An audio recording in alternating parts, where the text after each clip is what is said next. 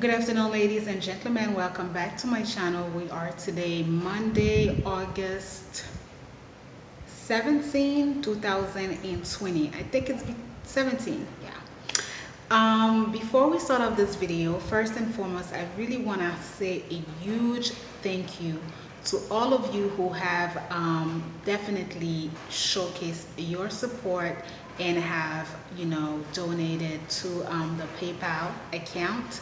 I truly appreciate that because, as you know, it really helps because YouTube have demonetized some of my videos that I made pertaining to deportation in Haiti, pertaining to any topic that they felt like some of the wording was just not appropriate for YouTube.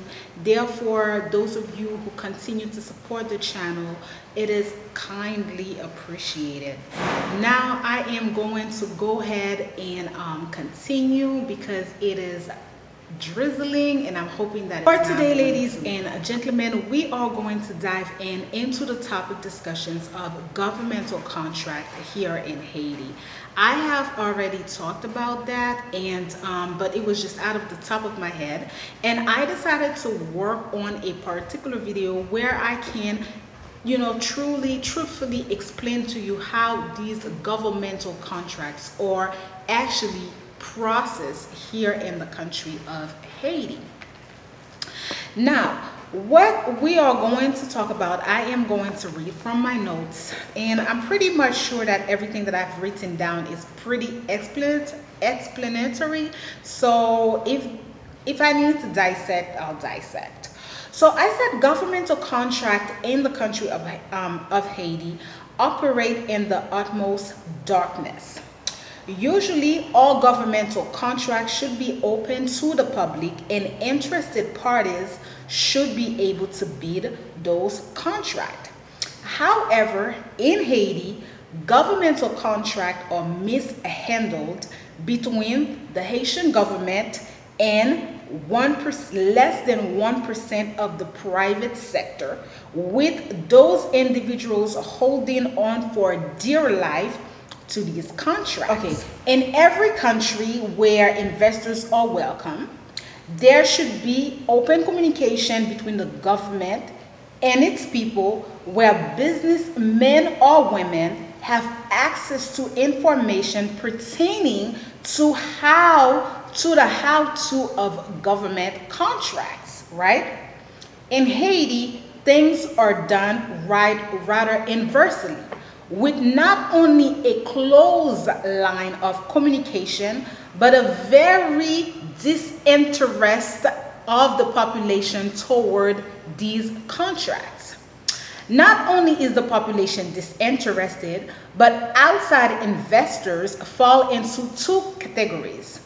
First, those that are uninterested, and those that get uninterested. So you have the first group of people that are just not into Haiti, and you have the second group of people that are into Haiti that would have loved to bid contract, but they don't know the how to. They don't have a blueprint. They don't know how to go about it, so they become disinterested, right?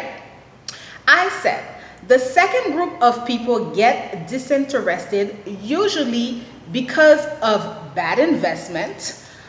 Sometimes they do invest, however, down the line, instead of having a return on their investment or progress, they have total heartache and major losses, right? These people usually make these losses because they never had a how-to regarding the country and the market of Haiti. Because of that, the same way they got initiated, it is the same way they will be eaten up by those who surround them. Governmental contract stays within who holds title in the government, which is extremely unlawful. A senator, a deputy, or a minister should not be working private contract while serving. That in itself is a conflict of interest in all its form. However, they don't care. They don't care. These people usually are aware of what contracts are open, and they get a hold of them, or have someone of their own interest receive them, whether or not these people truly have the credential to do it or not. When it comes to the private sector, it is always less than 1% who have access to these contracts. These are families that have established themselves for decades here in Haiti, and they work on business opportunities in the country. To name a few of these contracts, we are looking at roads, electricity, communication, import-export, agriculture, iron, cement, etc. Now, let's analyze what I've enumerated, part of these contracts. Roads. The roads in Haiti are always in the poorest of conditions. They get done very rarely, and usually right after they have been worked on. Within a few months, these roads are in a deplorable condition. Thus, contracts are always open when it comes to the roads in Haiti. Electricity. We've addressed this issue in prior videos. Communication. I said, as I've known Haiti had a system of government which was Teleco. Teleco has not been operating for years now. And companies that came to Haiti were Itel, Voila. These companies are no longer there. Digicel bought them. And presently Haiti only has Digicel and Natcom, with Digicel dominating somewhat the country.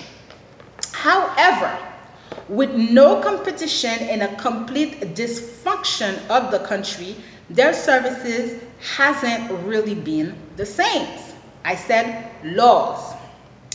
When it comes to the law, the government is the primary sector that, they are just extremely unlawful. They do not abide by any law of the Constitution. They just do as they please. So ladies and gentlemen, this was short, but as I mentioned to you before, I wanted to come and I wanted to talk to you and to share with you. This is coming from what I know Haiti to be of, right? Especially not necessarily as a child, but mainly as I came back to Haiti. I have dealt with these institutions heads on. I have stories for days when it comes to contract that I have worked, when it comes to how the Haitian government operates, when it comes to the entire dysfunction of, governmental contract. Now, because I didn't really want to come from a personal perspective, I wanted to keep, this particular videos very, very straightforward. I decided to work on a second video that I am going to post for you guys, that is going to come right after this video, and I am going to take it from Aiba Post, and it is going to analyze the Petro-Caribe scandal that we have here in Haiti. I believe that with the second video that I'm going to come, because it's going to be a very factual video, it is actually a video that is, I'm going to give credit to Aiba Post. I took it straight from their own YouTube channel. It is basically the English version of that video. So this is what I have for the moment when it comes to governmental contract. I know that usually I read the contract and I, first of all, I'm trying to beat the rain. Second of all, I want to dive into the second. Like I said before, it's pretty straightforward, but I also want to keep it factual, so we're gonna jump into the next video. Thank you so much for watching, ladies and gentlemen. Again, let's not forget that I do consultation. If you are interested in doing business in Haiti, check out the description box. It's going to give you all the information pertaining to that. And also, if you would like to donate to the channel, I would really appreciate it. Thank you so much. You have a beautiful day.